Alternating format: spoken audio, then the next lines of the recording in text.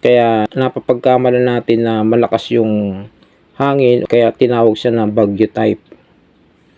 Okay? So bali itong mga to, yung mga tinatawag na special, no, maliliit yung kanyang slot.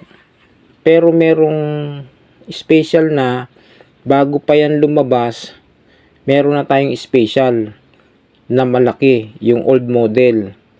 Standard din ang may gawa. Okay, papakita ko sa inyo.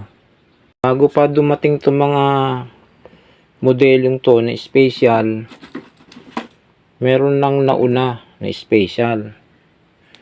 Ito yung gawa ng standard. Yan, mapapansin nyo, sobrang kapal nitong isa. Pag pinarehas nyo dito sa ordinary, ito, makikita nyo na maliit, no? Ayan, no? Maliit yung standard na modelo. Pero itong standard na special, malaki.